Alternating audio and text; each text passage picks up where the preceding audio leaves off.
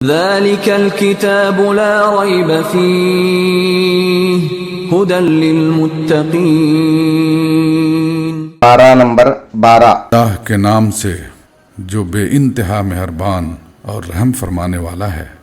زمین میں چلنے والا کوئی جاندار ایسا نہیں ہے جس کا رزق اللہ کے ذمے نہ ہو اور جس کے متعلق وہ نہ جانتا ہو کہ کہاں وہ رہتا ہے اور کہاں وہ سونپا جاتا ہے۔ سب کچھ ایک صاف دفتر میں درج ہے۔ اور وہی ہے جس نے آسمانوں اور زمین کو 6 دنوں میں پیدا کیا، جبکہ اس سے پہلے اس کا عرش پانی پر تھا، تاکہ تم کو آزما کر دیکھے تم میں کون بہتر عمل کرنے والا ہے۔ اب اگر اے نبی تم کہتے ہو کہ لوگوں مرنے کے بعد تم دوبارہ اٹھائے جاؤ گے، تو منکرین فوراً بول اٹھتے ہیں کہ یہ تو سری جادوگری ہے، اور اگر ہم ایک خاص مدت تک ان کی سزا کو ٹالتے ہیں تو وہ کہنے لگتے ہیں کہ آخر کس چیز نے اسے روک رکھا ہے۔ سنو، جس روز اس سزا کا وقت آ گیا تو وہ کسی کے پھیرنے سے نہ پھر سکے گا، اور وہی چیز ان کو آ گھیرے گی جس کا وہ مذاق اڑا رہے ہیں۔ اگر کبھی ہم انسان کو اپنی رحمت سے نوازنے کے بعد پھر اس سے محروم کر دیتے ہیں تو وہ مایوس ہوتا ہے اور ناشکری کرنے لگتا ہے۔ اور اگر اس مصیبت کے بعد جو اس پر آئی تھی ہم اسے نعمت کا مزہ چکھاتے ہیں تو کہتا ہے میرے تو سارے دلدر پار ہو گئے، پھر وہ پھولا نہیں سماتا اور اکڑنے لگتا ہے۔ اس عیب سے پاک اگر کوئی ہیں تو بس وہ لوگ جو صبر کرنے والے اور نیکوکار ہیں، اور وہی ہیں جن کے لیے درگزر بھی ہے اور بڑا اجر بھی۔ تو اے پیغمبر، کہیں ایسا نہ ہو کہ تم ان چیزوں میں سے کسی چیز کو بیان کرنے سے چھوڑ دو جو تمہاری طرف وحی کی جا رہی ہے، اور اس بات پر دل تنگ ہو کہ وہ کہیں گے اس شخص پر کوئی خزانہ کیوں نہ اتارا گیا، یا یہ کہ اس کے ساتھ کوئی فرشتہ کیوں نہ آیا۔ تم تو محض خبردار کرنے والے ہو، آگے ہر چیز کا حوالے دار اللہ ہے۔ کیا یہ کہتے ہیں کہ پیغمبر نے یہ کتاب خود گڑھ لی ہے؟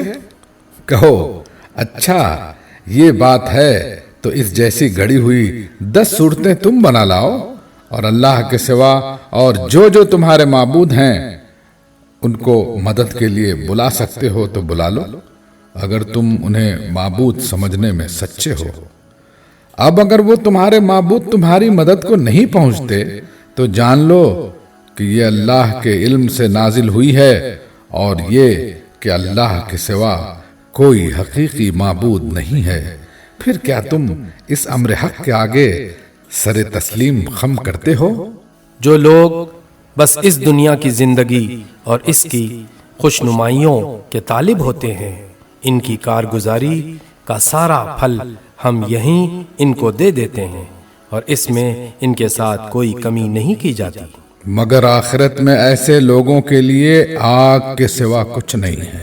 وہاں معلوم ہو جائے گا کہ جو کچھ انہوں نے دنیا میں بنایا وہ سب ملیا میٹ ہو گیا، اور اب ان کا سارا کیا دھرا محض باطل ہے۔ پھر بھلا وہ شخص جو اپنے رب کی طرف سے ایک صاف شہادت رکھتا تھا، اس کے بعد ایک گواہ بھی پروردگار کی طرف سے اس شہادت کی تائید میں آ گیا، اور پہلے موسیٰ کی کتاب رہنما اور رحمت کے طور پر آئی ہوئی بھی موجود تھی، کیا وہ بھی دنیا پرستوں کی طرح اس سے انکار کر سکتا ہے؟ ایسے لوگ تو اس پر ایمان ہی لائیں گے۔ اور انسانی گروہوں میں سے جو کوئی اس کا انکار کرے تو اس کے لیے جس جگہ کا وعدہ ہے وہ دوزخ ہے۔ پس اے پیغمبر، تم اس چیز کی طرف سے کسی شک میں نہ پڑنا، یہ حق ہے تمہارے رب کی طرف سے، مگر اکثر لوگ نہیں مانتے۔ اور اس شخص سے بڑھ کر ظالم اور کون ہوگا جو اللہ پر جھوٹ کھڑے۔ ایسے لوگ اپنے رب کے حضور پیش ہوں گے اور گواہ شہادت دیں گے کہ یہ ہیں وہ لوگ جنہوں نے اپنے رب پر جھوٹ گھڑا تھا۔ سنو، خدا کی لعنت ہے ظالموں پر، ان ظالموں پر جو خدا کے راستے سے لوگوں کو روکتے ہیں، اس کے راستے کو ٹیڑھا کرنا چاہتے ہیں اور آخرت کا انکار کرتے ہیں۔ وہ زمین میں اللہ کو بے بس کرنے والے نہ تھے اور نہ اللہ کے مقابلے میں کوئی ان کا حامی تھا۔ انہیں اب دوہرا عذاب دیا جائے گا۔ وہ نہ کسی کی سن ہی سکتے تھے اور نہ خود ہی انہیں کچھ سوچتا تھا۔ یہ وہ لوگ ہیں جنہوں نے اپنے آپ کو خود گھاٹے میں ڈالا اور وہ سب کچھ ان سے کھویا گیا جو انہوں نے گھڑ رکھا تھا۔ ناگزیر ہے کہ وہی آخرت میں سب سے بڑھ کر گھاٹے میں رہے وہ لوگ جو ایمان لائے اور جنہوں نے نیک عمل کیے اور اپنے رب ہی کے ہو کر رہے، تو یقیناً وہ جنتی لوگ ہیں اور جنت میں وہ ہمیشہ رہیں گے۔ ان دونوں فریقوں کی مثال ایسی ہے جیسے ایک آدمی تو ہو اندھا بہرا اور دوسرا ہو دیکھنے اور سننے والا۔ کیا یہ دونوں یکساں ہو سکتے ہیں؟ کیا تم اس مثال سے کوئی سبق نہیں لیتے؟ اور ایسے ہی حالات تھے جب ہم نے نوح کو اس کی قوم کی طرف بھیجا تھا۔ اس نے کہا، میں تم لوگوں کو صاف صاف خبردار کرتا ہوں کہ اللہ کے سوا کسی کی بندگی نہ کرو، ورنہ مجھے اندیشہ ہے کہ تم پر ایک روز دردناک عذاب آئے گا۔ جواب میں اس کی قوم کے سردار جنہوں نے اس کی بات ماننے سے انکار کیا تھا بولے، ہماری نظر میں تو تم اس کے سوا کچھ نہیں ہو کہ بس ایک انسان ہو ہم جیسے، اور ہم دیکھ رہے ہیں کہ ہماری قوم میں سے بس ان لوگوں نے جو ہمارے یہاں اراذل تھے بے سوچے سمجھے تمہاری پیروی اختیار کر لی ہے۔ اور ہم کوئی چیز بھی ایسی نہیں پاتے جس میں تم لوگ ہم سے کچھ بڑے ہوئے ہو، بلکہ ہم تو تمہیں جھوٹا سمجھتے ہیں۔ اس نے کہا، اے برادران قوم، ذرا سوچو تو صحیح کہ اگر میں اپنے رب کی طرف سے ایک کھلی شہادت پر قائم تھا، پھر اس نے مجھ کو اپنی خاص رحمت سے بھی نواز دیا، مگر وہ تم کو نظر نہ آئی، تو آخر ہمارے پاس کیا ذریعہ ہے کہ تم ماننا نہ چاہو اور ہم زبردستی اس کو تمہارے سر چپیک دیں۔ اور اے برادران قوم، میں اس کام پر تم سے کوئی مال نہیں مانگتا، میرا اجر تو اللہ کے ذمے ہے، اور میں ان لوگوں کو دھکے دینے سے بھی رہا جنہوں نے میری بات مانی ہے۔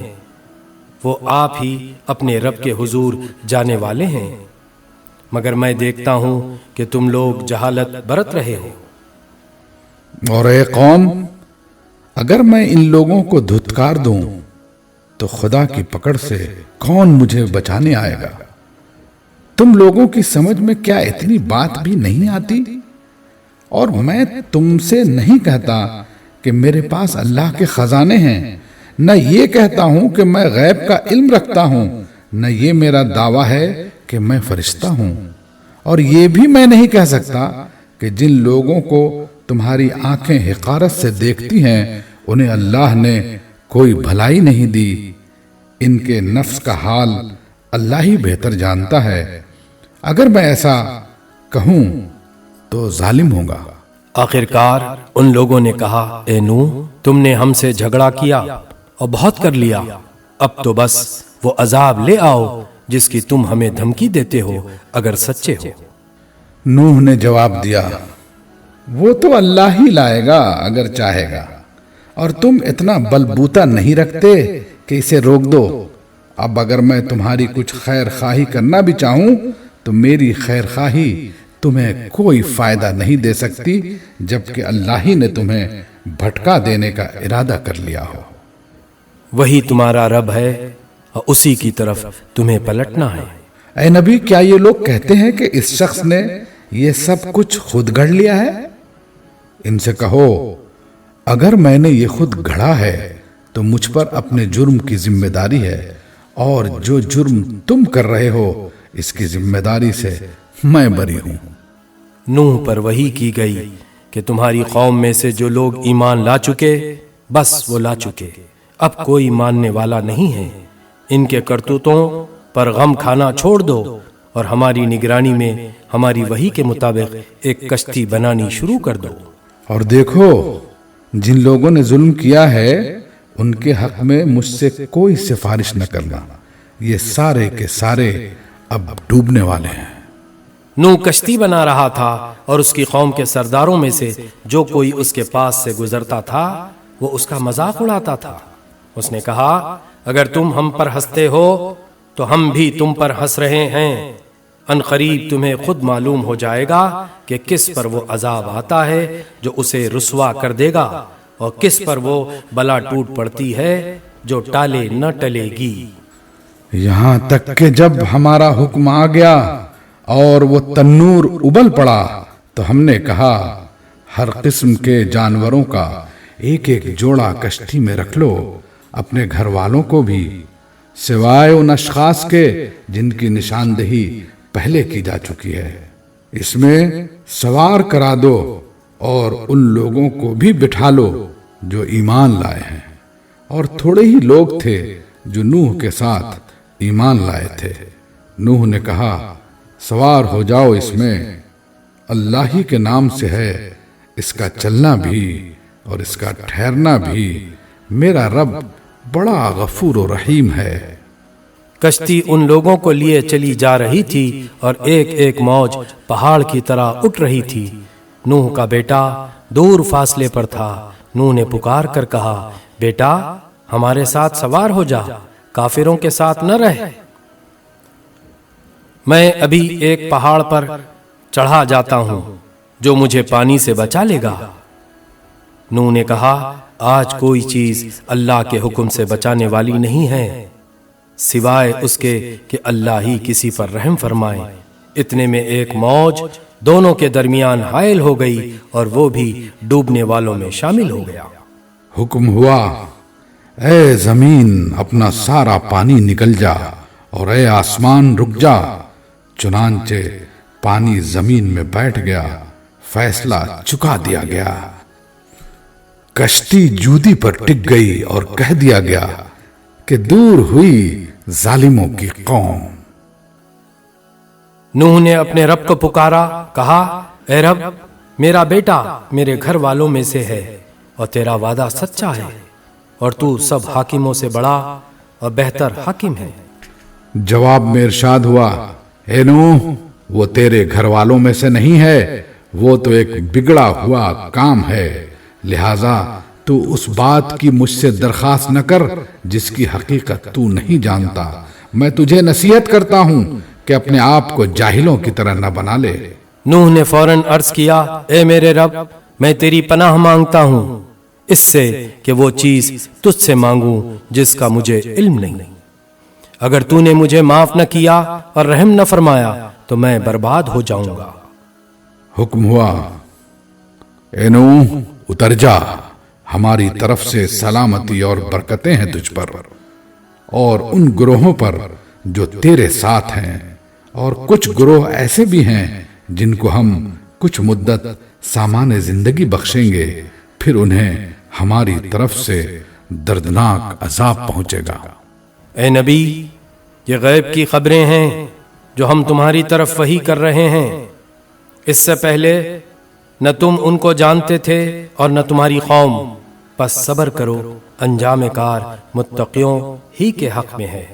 اور عاد کی طرف ہم نے ان کے بھائی ہود کو بھیجا، اس نے کہا اے برادران قوم اللہ کی بندگی کرو، تمہارا کوئی خدا اس کے سوا نہیں ہے، تم نے محض جھوٹ گڑ رکھے ہیں۔ اے برادران قوم اس کام پر میں تم سے کوئی اجر نہیں چاہتا، میرا اجر تو اس کے ذمہ ہے جس نے مجھے پیدا کیا ہے، کیا تم عقل سے ذرا کام نہیں لیتے؟ اور اے میری قوم کے لوگوں اپنے رب سے معافی چاہو، پھر اس کی طرف پلٹو، وہ تم پر آسمان کے دہانے کھول دے گا اور تمہاری موجودہ قوت پر مزید قوت کا اضافہ کرے گا، مجرم بن کر منہ نہ پھیرو۔ انہوں نے جواب دیا، اے ہود، تو ہمارے پاس کوئی سری شہادت لے کر نہیں آیا ہے، اور تیرے کہنے سے ہم اپنے معبودوں کو نہیں چھوڑ سکتے، اور تجھ پر ہم ایمان لانے والے نہیں ہیں۔ ہم تو یہ سمجھتے ہیں کہ تیرے اوپر ہمارے معبودوں میں سے کسی کی مار پڑ گئی ہے۔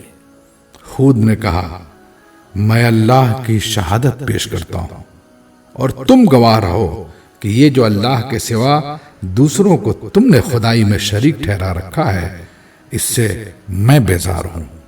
تم سب کے سب مل کر میرے خلاف اپنی کرنی میں کسر نہ اٹھا رکھو اور مجھے ذرا مہلت نہ دو۔ میرا بھروسہ اللہ پر ہے جو میرا رب بھی ہے اور تمہارا رب بھی۔ کوئی جاندار ایسا نہیں جس کی چوٹی اس کے ہاتھ میں نہ ہو۔ بے شک میرا رب سیدھی راہ پر ہے، اگر تم منہ پھیرتے ہو تو پھیر لو۔ جو پیغام دے کر میں تمہارے پاس بھیجا گیا تھا وہ میں تم کو پہنچا چکا ہوں۔ اب میرا رب تمہاری جگہ دوسری قوم کو اٹھائے گا اور تم اس کا کچھ نہ بگاڑ سکو گے۔ یقیناً میرا رب ہر چیز پر نگراں ہے۔ پھر جب ہمارا حکم آ گیا تو ہم نے اپنی رحمت سے ہود کو اور ان لوگوں کو جو اس کے ساتھ ایمان لائے تھے نجات دے دی اور ایک سخت عذاب سے انہیں بچا لیا۔ یہ ہیں عاد، اپنے رب کی آیات سے انہوں نے انکار کیا، اس کے رسولوں کی بات نہ مانی اور ہر جبار دشمن حق کی پیروی کرتے رہے۔ آخرکار اس دنیا میں بھی ان پر پھٹکار پڑی اور قیامت کے روز بھی۔ سنو، عاد نے اپنے رب سے کفر کیا، سنو، دور پھینک دیے گئے عاد، ہود کی قوم کے لوگ۔ اور سمود کی طرف ہم نے ان کے بھائی صالح کو بھیجا، اس نے کہا، اے میری قوم کے لوگوں، اللہ کی بندگی کرو، اس کے سوا تمہارا کوئی خدا نہیں ہے۔ وہی ہے جس نے تم کو زمین سے پیدا کیا ہے اور یہاں تم کو بسایا ہے، لہٰذا تم اس سے معافی چاہو اور اس کی طرف پلٹ آؤ۔ یقیناً میرا رب قریب ہے اور وہ دعاؤں کا جواب دینے والا ہے۔ انہوں نے کہا، اے صالح، اس سے پہلے تو ہمارے درمیان ایسا شخص تھا جس سے بڑی توقعات وابستہ تھیں۔ کیا تو ہمیں ان معبودوں کی پرستش سے روکنا چاہتا ہے جن کی پرستش ہمارے باپ دادا کرتے تھے؟ تو جس طریقے کی طرف ہمیں بلا رہا ہے اس کے بارے میں ہم کو سخت شبہ ہے، جس نے ہمیں خلجان میں ڈال رکھا ہے۔ صالح نے کہا، اے برادران قوم، تم نے کچھ اس بات پر بھی غور کیا کہ اگر میں اپنے رب کی طرف سے ایک صاف شہادت رکھتا تھا اور پھر اس نے اپنی رحمت سے بھی مجھ کو نواز دیا تو اس کے بعد اللہ کی پکڑ سے مجھے کون بچائے گا اگر میں اس کی نافرمانی کروں؟ تم میرے کس کام آ سکتے ہو سوائے اس کے کہ مجھے اور زیادہ خسارے میں ڈال دو۔ اور اے میری قوم کے لوگوں، دیکھو یہ اللہ کی اونٹنی تمہارے لیے ایک نشانی ہے، اسے خدا کی زمین میں چرنے کے لیے آزاد چھوڑ دو، اس سے ذرا تعرض نہ کرنا، ورنہ کچھ زیادہ دیر نہ گزرے گی کہ تم پر خدا کا عذاب آ جائے گا۔ مگر انہوں نے اونٹنی کو مار ڈالا۔ اس پر صالح نے ان کو خبردار کر دیا کہ بس اب 3 دن اپنے گھروں میں اور رہ بس لو، یہ ایسی میعاد ہے جو جھوٹی نہ ثابت ہوگی۔ آخرکار جب ہمارے فیصلے کا وقت آ گیا تو ہم نے اپنی رحمت سے صالح کو اور ان لوگوں کو جو اس کے ساتھ ایمان لائے تھے بچا لیا اور اس دن کی رسوائی سے ان کو محفوظ رکھا۔ بے شک تیرا رب ہی دراصل طاقتور اور بالا دست ہے۔ رہے وہ لوگ جنہوں نے ظلم کیا تھا تو ایک سخت دھماکے نے ان کو دھر لیا اور وہ اپنی بستیوں میں اس طرح بے حس و حرکت پڑے کے پڑے رہ گئے کہ گویا وہ وہاں کبھی بسے ہی نہ تھے۔ سنو، سمود نے اپنے رب سے کفر کیا، سنو، دور پھینک دیے گئے سمود، اور دیکھو ابراہیم کے پاس ہمارے فرشتے خوشخبری لیے ہوئے پہنچے، کہا تم پر سلام ہو۔ ابراہیم نے جواب دیا، تم پر بھی سلام ہو۔ پھر کچھ دیر نہ گزری کہ ابراہیم ایک بھنا ہوا بچڑا ان کی ضیافت کے لیے لے آیا، مگر جب دیکھا کہ ان کے ہاتھ کھانے پر نہیں بڑھتے تو وہ ان سے مشتبہ ہو گیا اور دل میں ان سے خوف محسوس کرنے لگا۔ انہوں نے کہا، ڈرو نہیں، ہم تو لوط کی قوم کی طرف بھیجے گئے ہیں۔ ابراہیم کی بیوی بھی کھڑی ہوئی تھی، وہ یہ سن کر ہنس دی۔ پھر ہم نے اس کو اسحاق اور اسحاق کے بعد یعقوب کی خوشخبری دی۔ وہ بولی، ہائے میری کم بختی، کیا اب میرے ہاں اولاد ہوگی جبکہ میں بڑھیا پھوس ہو گئی اور میرے میاں بھی بوڑھے ہو چکے؟ یہ تو بڑی عجیب بات ہے۔ فرشتوں نے کہا، اللہ کے حکم پر تعجب کرتی ہو؟ ابراہیم کے گھر والوں، تم لوگوں پر تو اللہ کی رحمت اور اس کی برکتیں ہیں، اور یقیناً اللہ نہایت قابل تعریف اور بڑی شان والا ہے۔ پھر جب ابراہیم کی گھبراہٹ دور ہو گئی اور اولاد کی بشارت سے اس کا دل خوش ہو گیا تو اس نے قوم لوط کے معاملے میں ہم سے جھگڑا شروع کیا۔ حقیقت میں ابراہیم بڑا حلیم اور نرم دل آدمی تھا اور ہر حال میں ہماری طرف رجوع کرتا تھا۔ آخرکار ہمارے فرشتوں نے اس سے کہا، اے ابراہیم، تمہارے رب کا حکم ہو چکا ہے اور اب ان لوگوں پر وہ عذاب آ کر رہے گا جو کسی کے پھیرے نہیں پھر سکتا۔ اور جب ہمارے فرشتے لوط کے پاس پہنچے تو ان کی آمد سے وہ بہت گھبرایا اور دل تنگ ہوا اور کہنے لگا کہ آج بڑی مصیبت کا دن ہے۔ ان مہمانوں کا آنا تھا کہ اس کی قوم کے لوگ بے اختیار اس کے گھر کی طرف دوڑ پڑے۔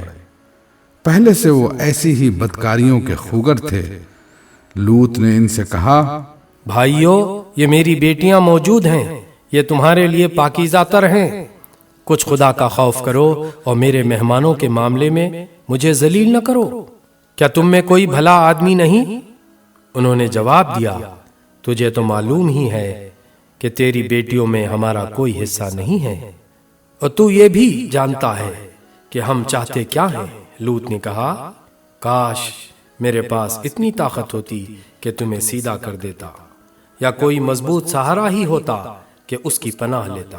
تب فرشتوں نے اس سے کہا کہ اے لوط، ہم تیرے رب کے بھیجے ہوئے فرشتے ہیں، یہ لوگ تیرا کچھ نہ بگاڑ سکیں گے، پس تو کچھ رات رہے، اپنے اہل و عیال کو لے کر نکل جا، اور دیکھو تم میں سے کوئی شخص پیچھے پلٹ کر نہ دیکھے، مگر تیری بیوی ساتھ نہیں جائے گی، کیونکہ اس پر بھی وہی کچھ گزرنے والا ہے جو ان لوگوں پر گزرنا ہے۔ ان کی تباہی کے لیے صبح کا وقت مقرر ہے، صبح ہوتے اب دیر ہی کتنی ہے۔ پھر جب ہمارے فیصلے کا وقت آ پہنچا تو ہم نے اس بستی کو تلپٹ کر دیا اور اس پر پکی ہوئی مٹی کے پتھر تاپڑ توڑ برسائے، جن میں سے ہر پتھر تیرے رب کے ہاں نشان زدہ تھا، اور ظالموں سے یہ سزا کچھ دور نہیں ہے۔ اور مدین والوں کی طرف ہم نے ان کے بھائی شعیب کو بھیجا۔ اس نے کہا، اے میری قوم کے لوگو، اللہ کی بندگی کرو، اس کے سوا تمہارا کوئی خدا نہیں ہے، اور ناپ تول میں کمی نہ کیا کرو۔ آج میں تم کو اچھے حال میں دیکھ رہا ہوں، مگر مجھے ڈر ہے کہ کل تم پر ایسا دن آئے گا جس کا عذاب سب کو گھیر لے گا۔ اور اے برادران قوم، ٹھیک ٹھیک انصاف کے ساتھ پورا ناپو اور تولو، اور لوگوں کو ان کی چیزوں میں گھاٹا نہ دیا کرو، اور زمین میں فساد نہ پھیلاتے پھرو۔ اللہ کی دی ہوئی بچت تمہارے لیے بہتر ہے اگر تم مومن ہو، اور بہرحال میں تمہارے اوپر کوئی نگران کار نہیں ہوں۔ انہوں نے جواب دیا، اے شعیب، کیا تیری نماز تجھے یہ سکھاتی ہے کہ ہم ان سارے معبودوں کو چھوڑ دیں جن کی پرستش ہمارے باپ دادا کرتے تھے، یا یہ کہ ہم کو اپنے مال میں اپنے منشے کے مطابق تصرف کرنے کا اختیار نہ ہو؟ بس تو ہی تو ایک عالی ظرف اور راست باز آدمی رہ گیا ہے۔ شعیب نے کہا، بھائیو تم خود ہی سوچو کہ اگر میں اپنے رب کی طرف سے ایک کھلی شہادت پر تھا اور پھر اس نے مجھے اپنے ہاں سے اچھا رزق بھی عطا کیا، تو اس کے بعد میں تمہاری گمراہیوں اور حرام خوریوں میں تمہارا شریک حال کیسے ہو سکتا ہوں؟ اور میں ہرگز یہ نہیں چاہتا کہ جن باتوں سے میں تم کو روکتا ہوں ان کا خود ارتکاب کروں۔ میں تو اصلاح کرنا چاہتا ہوں جہاں تک بھی میرا بس چلے۔ اور یہ جو کچھ میں کرنا چاہتا ہوں اس کا سارا انحصار اللہ کی توفیق پر ہے۔ اسی پر میں نے بھروسہ کیا اور ہر معاملے میں اسی کی طرف میں رجوع کرتا ہوں۔ اور اے برادران قوم، میرے خلاف تمہاری ہٹ دھرمی کہیں یہ نوبت نہ پہنچا دے کہ آخر کار تم پر بھی وہی عذاب آ کر رہے جو نوح یا ہود یا صالح کی قوم پر آیا تھا۔ اور لوط کی قوم تو تم سے کچھ زیادہ دور بھی نہیں ہے۔ دیکھو اپنے رب سے معافی مانگو اور اس کی طرف پلٹ آؤ، بے شک میرا رب رحیم ہے اور اپنی مخلوق سے محبت رکھتا ہے۔ انہوں نے جواب دیا، اے شعیب تیری بہت سی باتیں تو ہماری سمجھ ہی میں نہیں آتی، اور ہم دیکھتے ہیں کہ تو ہمارے درمیان ایک بے زور آدمی ہے۔ تیری برادری نہ ہوتی تو ہم کبھی کا تجھے سنسار کر چکے ہوتے۔ تیرا بلبوتا تو اتنا نہیں ہے کہ ہم پر بھاری ہو۔ شعیب نے کہا، بھائیو کیا میری برادری تم پر اللہ سے زیادہ بھاری ہے کہ تم نے برادری کا تو خوف کیا اور اللہ کا بالکل پس پش ڈال دیا؟ جان رکھو کہ جو کچھ تم کر رہے ہو وہ اللہ کی گرفت سے باہر نہیں ہے۔ اے میری قوم کے لوگو، تم اپنے طریقے پر کام کیے جاؤ اور میں اپنے طریقے پر کرتا رہوں گا۔ جلدی تمہیں معلوم ہو جائے گا کہ کس پر ذلت کا عذاب آتا ہے اور کون جھوٹا ہے۔ تم بھی انتظار کرو اور میں بھی تمہارے ساتھ چشم برا ہوں۔ آخرکار جب ہمارے فیصلے کا وقت آ گیا تو ہم نے اپنی رحمت سے شعیب اور اس کے ساتھی مومنوں کو بچا لیا، اور جن لوگوں نے ظلم کیا تھا ان کو ایک سخت دھماکے نے ایسا پکڑا کہ وہ اپنی بستیوں میں بے حس و حرکت پڑے کے پڑے رہ گئے، گویا وہ کبھی وہاں رہے بسے ہی نہ تھے۔ سنو، مدین والے بھی دور پھینک دیے گئے جس طرح سمود پھینکے گئے تھے، اور موسیٰ کو ہم نے اپنی نشانیوں اور کھلی سند ماموریت کے ساتھ فرعون اور اس کے اعیان سلطنت کی طرف بھیجا، مگر انہوں نے فرعون کے حکم کی پیروی کی، حالانکہ فرعون کا حکم راستی پر نہ تھا۔ قیامت کے روز وہ اپنی قوم کے آگے آگے ہوگا اور اپنی پیشوائی میں انہیں دوزخ کی طرف لے جائے گا۔ کیسی بدتر جائے ورود ہے یہ جس پر کوئی پہنچے، اور ان لوگوں پر دنیا میں بھی لعنت پڑی اور قیامت کے روز بھی پڑے گی۔ کیسا برا صلہ ہے یہ جو کسی کو ملے۔ یہ چند بستیوں کی سرگزشت ہے جو ہم تمہیں سنا رہے ہیں، ان میں سے بعض اب بھی کھڑی ہیں اور بعض کی فصل کٹ چکی ہے۔ ہم نے ان پر ظلم نہیں کیا، انہوں نے آپ ہی اپنے اوپر ستم ڈھایا، اور جب اللہ کا حکم آ گیا تو ان کے وہ معبود جنہیں وہ اللہ کو چھوڑ کر پکارا کرتے تھے ان کے کچھ کام نہ آ سکے، اور انہوں نے ہلاکت و بربادی کے سوا انہیں کچھ فائدہ نہ دیا۔ اور تیرا رب جب کسی ظالم بستی کو پکڑتا ہے تو اس کی پکڑ ایسی ہی ہوا کرتی ہے، فی الواقع اس کی پکڑ بڑی سخت اور دردناک ہوتی ہے۔ حقیقت یہ ہے کہ اس میں ایک نشانی ہے اس شخص کے لیے جو عذاب آخرت کا خوف کرے۔ وہ ایک دن ہوگا جس میں سب لوگ جمع ہوں گے، اور پھر جو کچھ بھی اس روز ہوگا سب کی آنکھوں کے سامنے ہوگا۔ ہم اس کے لانے میں کچھ بہت زیادہ تاخیر نہیں کر رہے ہیں، بس ایک گنی چنی مدت اس کے لیے مقرر ہے۔ جب وہ آئے گا تو کسی کو بات کرنے کی مجال نہ ہوگی الا یہ کہ خدا کی اجازت سے کچھ عرض کرے۔ پھر کچھ لوگ اس روز بدبخت ہوں گے اور کچھ نیک بخت۔ جو بدبخت ہوں گے وہ دوزخ میں جائیں گے، جہاں گرمی اور پیاس کی شدت سے وہ ہانپیں گے اور پھنکارے ماریں گے، اور اسی حالت میں وہ ہمیشہ رہیں گے جب تک کہ زمین و آسمان قائم ہیں، الا یہ کہ تیرا رب کچھ اور چاہے۔ بے شک تیرا رب پورا اختیار رکھتا ہے کہ جو چاہے کرے۔ رہے وہ لوگ جو نیک بخت نکلیں گے تو وہ جنت میں جائیں گے اور وہاں ہمیشہ رہیں گے جب تک زمین اور آسمان قائم ہیں، الا یہ کہ تیرا رب کچھ اور چاہے۔ ایسی بخشش ان کو ملے گی جس کا سلسلہ کبھی منقطع نہ ہوگا۔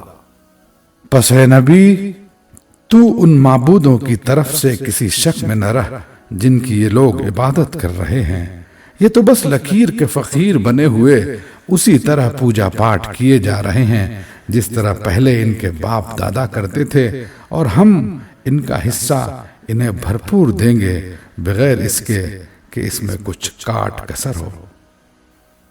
ہم اس سے پہلے موسیٰ کو بھی کتاب دے چکے ہیں اور اس کے بارے میں بھی اختلاف کیا گیا تھا، جس طرح آج اس کتاب کے بارے میں کیا جا رہا ہے جو تمہیں دی گئی ہے۔ اگر تیرے رب کی طرف سے ایک بات پہلے ہی طے نہ کر دی گئی ہوتی تو ان اختلاف کرنے والوں کے درمیان کبھی کا فیصلہ چکا دیا گیا ہوتا۔ یہ واقعہ ہے کہ یہ لوگ اس کی طرف سے شک اور خلجان میں پڑے ہوئے ہیں۔ اور یہ بھی واقعہ ہے کہ تیرا رب انہیں ان کے اعمال کا پورا پورا بدلہ دے کر رہے گا۔ یقیناً وہ ان کی سب حرکتوں سے باخبر ہے۔ پس اے نبی، تم اور تمہارے وہ ساتھی جو کفر و بغاوت سے ایمان و اطاعت کی طرف پلٹ آئے ہیں، ٹھیک ٹھیک راہ راست پر ثابت قدم رہو جیسا کہ تمہیں حکم دیا گیا ہے، اور بندگی کی حد سے تجاوز نہ کرو۔ جو کچھ تم کر رہے ہو اس پر تمہارا رب نگاہ رکھتا ہے۔ ان ظالموں کی طرف ذرا نہ جھکنا، ورنہ جہنم کی لپیٹ میں آ جاؤ گے، اور تمہیں کوئی ایسا ولی و سرپرست نہ ملے گا جو خدا سے تمہیں بچا سکے، اور کہیں سے تم کو مدد نہ پہنچے گی۔ اور دیکھو، نماز قائم کرو دن کے دونوں سروں پر اور کچھ رات گزرنے پر۔ در حقیقت نیکیاں برائیوں کو دور کر دیتی ہیں۔ یہ ایک یاد دہانی ہے ان لوگوں کے لیے جو خدا کو یاد رکھنے والے ہیں، اور صبر کر، اللہ نیکی کرنے والوں کا اجر کبھی ضائع نہیں کرتا۔ پھر کیوں نہ ان قوموں میں جو تم سے پہلے گزر چکی ہیں ایسے اہل خیر موجود رہے جو لوگوں کو زمین میں فساد برپا کرنے سے روکتے۔ ایسے لوگ نکلے بھی تو بہت کم، جن کو ہم نے ان قوموں میں سے بچا لیا، ورنہ ظالم لوگ تو انہی مزوں کے پیچھے پڑے رہے جن کے سامان انہیں فراوانی کے ساتھ دیے گئے تھے، اور وہ مجرم بن کر رہے۔ تیرا رب ایسا نہیں ہے کہ بستیوں کو ناحق تباہ کر دے، حالانکہ ان کے باشندے اصلاح کرنے والے ہوں۔ بے شک تیرا رب اگر چاہتا تو تمام انسانوں کو ایک گروہ بنا سکتا تھا، مگر اب تو وہ مختلف طریقوں ہی پر چلتے رہیں گے، اور بے راہ رویوں سے صرف وہ لوگ بچیں گے جن پر تیرے رب کی رحمت ہے۔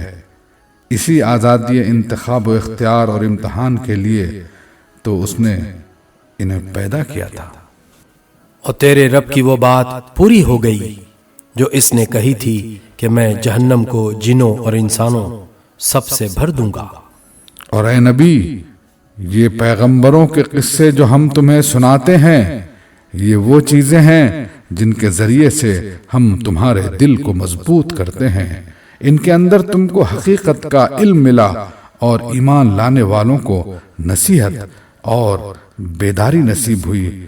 رہے وہ لوگ جو ایمان نہیں لاتے تو ان سے کہہ دو کہ تم اپنے طریقے پر کام کرتے رہو اور ہم اپنے طریقے پر کیے جاتے ہیں، انجام کار کا تم بھی انتظار کرو اور ہم بھی منتظر ہیں۔ آسمانوں اور زمین میں جو کچھ چھپا ہوا ہے سب اللہ کے قبضے قدرت میں ہے اور سارا معاملہ اسی کی طرف رجوع کیا جاتا ہے۔ پس اے نبی تو اس کی بندگی کر اور اسی پر بھروسہ رکھ، جو کچھ تم لوگ کر رہے ہو تیرا رب اس سے بے خبر نہیں ہے۔ سورہ یوسف 12ویں سورت۔ اللہ کے نام سے جو بے انتہا مہربان اور رحم فرمانے والا ہے۔ الف لام را، یہ اس کتاب کی آیات ہیں جو اپنا مدعا صاف صاف بیان کرتی ہے۔ ہم نے اسے نازل کیا ہے قرآن بنا کر عربی زبان میں تاکہ تم اہل عرب اس کو اچھی طرح سمجھ سکو۔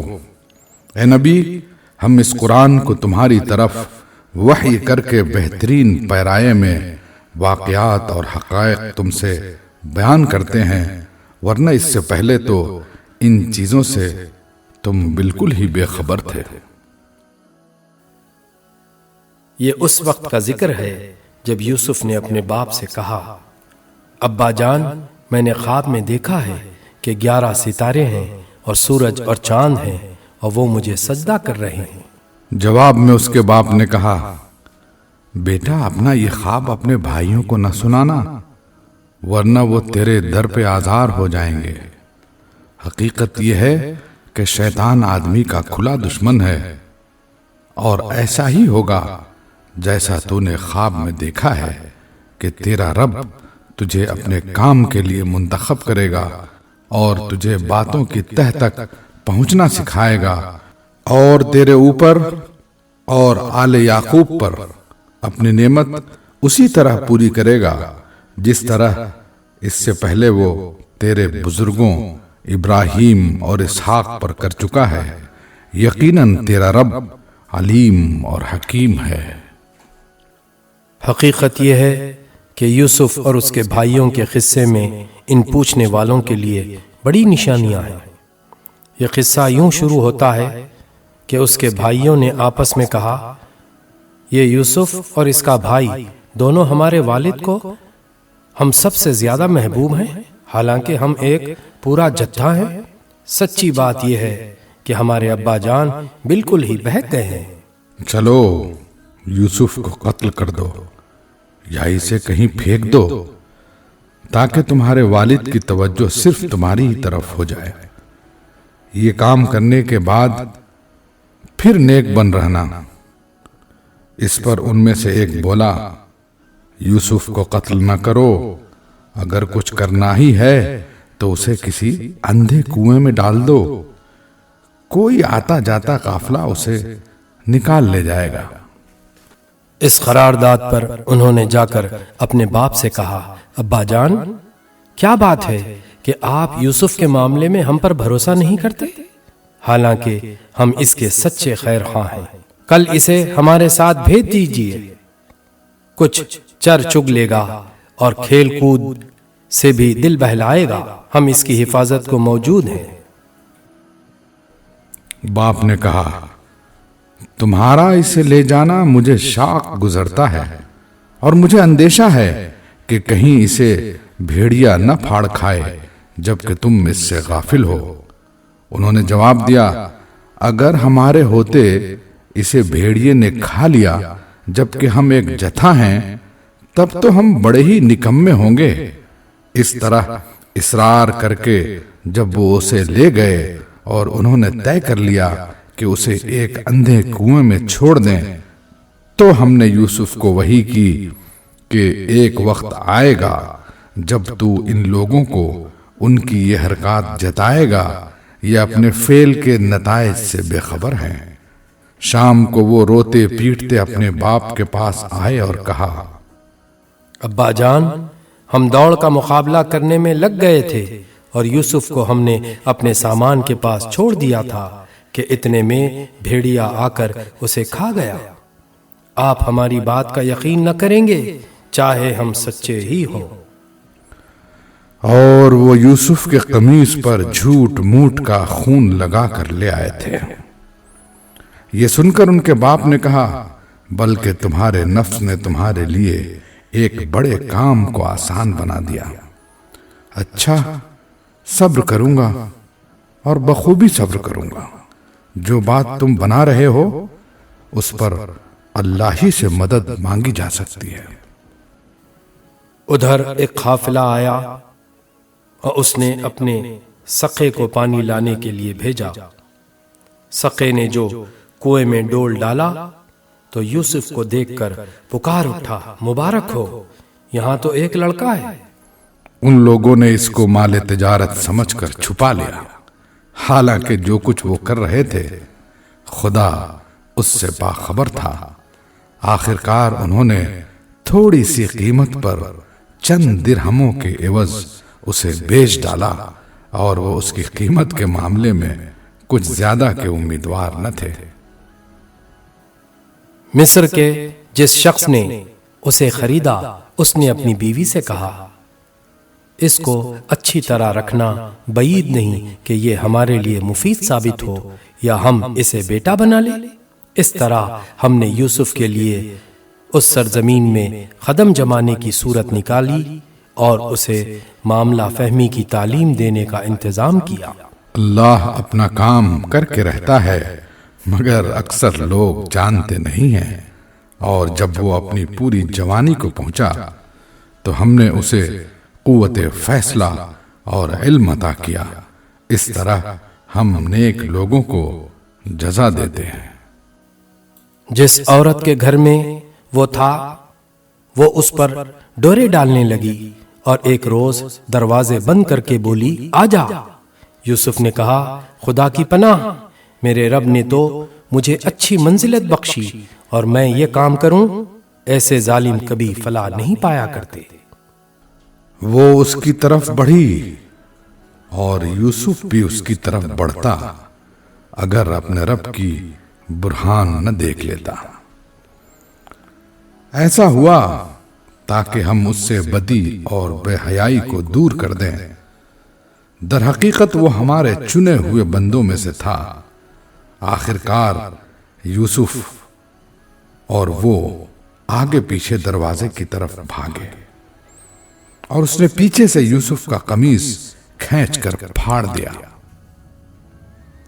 دروازے پر دونوں نے اس کے شوہر کو موجود پایا۔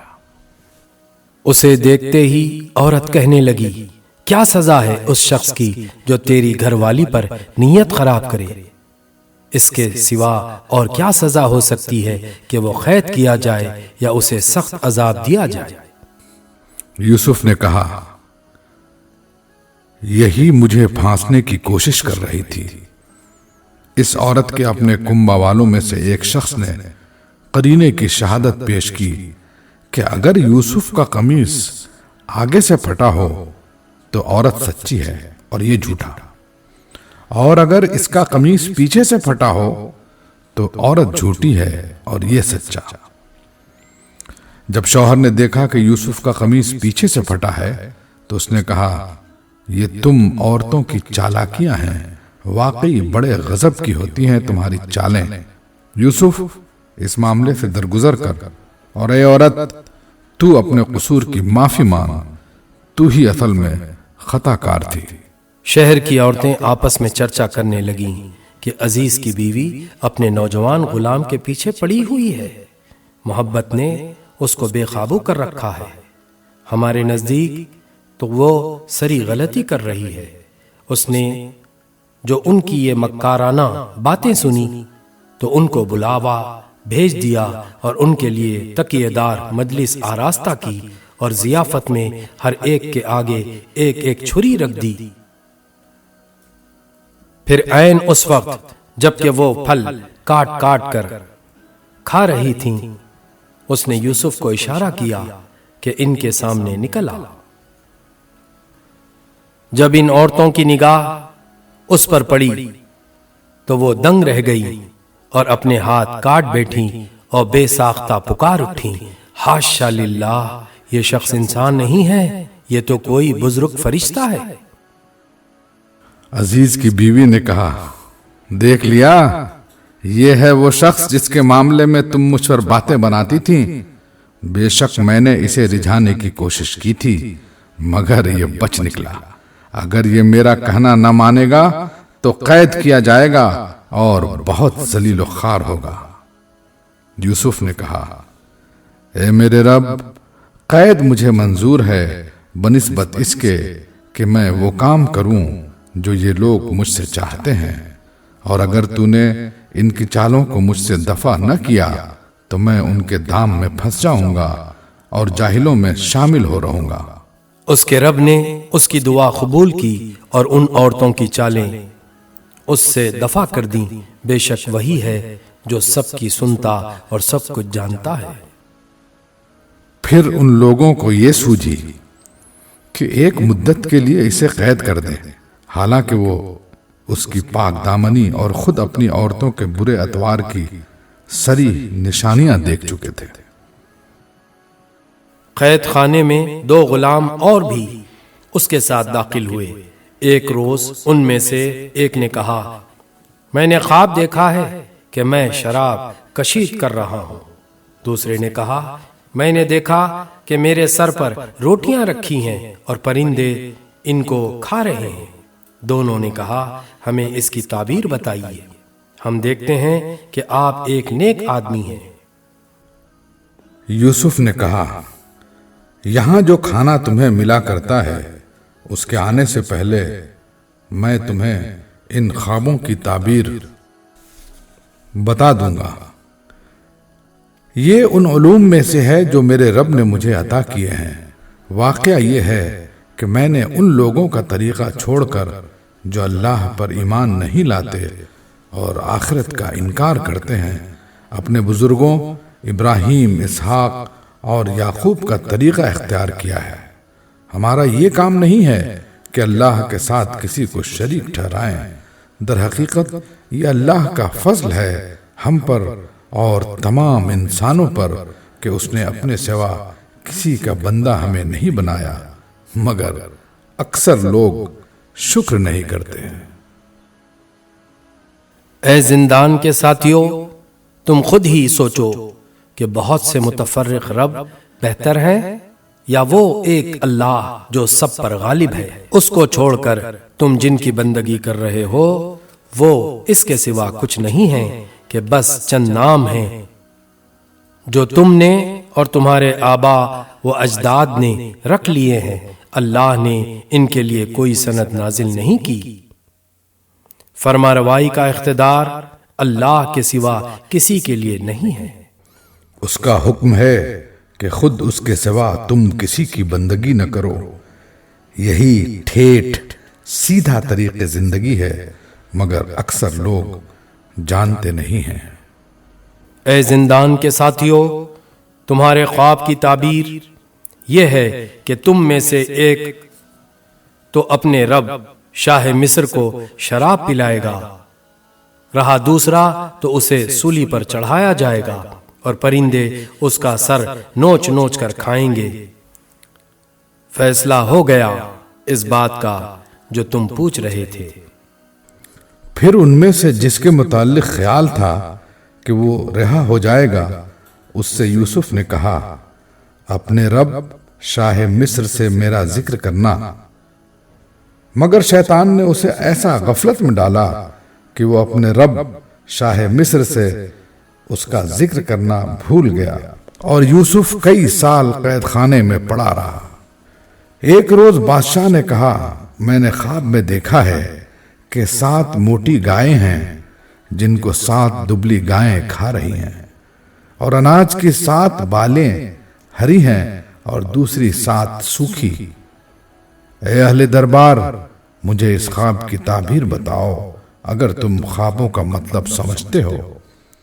لوگوں نے کہا، یہ تو پریشان خوابوں کی باتیں ہیں اور ہم اس طرح کے خوابوں کا مطلب نہیں جانتے۔ ان 2 قیدیوں میں سے جو شخص بچ گیا تھا اور اسے ایک مدت دراز کے بعد اب بات یاد آئی اور اس نے کہا، میں آپ حضرات کو اس کی تعویل بتاتا ہوں، مجھے ذرا قید خانے میں یوسف کے پاس بھیج دیجیے۔ اس نے جا کر کہا، یوسف، اے سراپا راستی، مجھے اس خواب کا مطلب بتا کہ 7 موٹی گائیں ہیں جن کو 7 دبلی گائیں کھا رہی ہیں، اور 7 بالیں ہری ہیں اور 7 سوکھی۔ شاید کہ میں ان لوگوں کے پاس واپس جاؤں اور شاید کہ وہ جان لیں۔ یوسف نے کہا، 7 برس تک لگاتار تم کھیتی باڑی کرتے رہو گے۔ اس دوران میں جو فصلیں تم کاٹو ان میں سے بس تھوڑا سا حصہ جو تمہاری خوراک کے کام آئے نکالو، اور باقی کو اس کی بالوں ہی میں رہنے دو۔ پھر 7 برس بہت سخت آئیں گے، اس زمانے میں وہ سب غلہ کھا لیا جائے گا جو تم اس وقت کے لیے جمع کرو گے۔ اگر کچھ بچے گا تو بس وہی جو تم نے محفوظ کر رکھا ہو۔ اس کے بعد پھر 1 سال ایسا آئے گا جس میں باران رحمت سے لوگوں کی فریاد رسی کی جائے گی اور وہ رس نچوڑیں گے۔ بادشاہ نے کہا، اسے میرے پاس لاؤ۔ مگر جب شاہی فرستادہ یوسف کے پاس پہنچا تو اس نے کہا، اپنے رب کے پاس واپس جا اور اس سے پوچھ کہ ان عورتوں کا کیا معاملہ ہے جنہوں نے اپنے ہاتھ کاٹ لیے تھے۔ میرا رب تو ان کی مکاری سے واقف ہی ہے۔ اس پر بادشاہ نے ان عورتوں سے دریافت کیا، تمہارا کیا تجربہ ہے اس وقت کا جب تم نے یوسف کو رجھانے کی کوشش کی تھی؟ سب نے یک زبان ہو کر کہا، حاشا للہ، ہم نے تو اس میں بدی کا شائبہ تک نہ پایا۔ عزیز کی بیوی بول اٹھی، اب حق کھل چکا ہے، وہ میں ہی تھی جس نے اس کو پھسلانے کی کوشش کی تھی، بے شک وہ بالکل سچا ہے۔ یوسف نے کہا، اس سے میری غرض یہ تھی کہ عزیز یہ جان لے کہ میں نے در پردہ اس کی خیانت نہیں کی تھی، اور یہ کہ جو خیانت کرتے ہیں ان کی چالوں کو اللہ کامیابی کی راہ پر نہیں لگاتا۔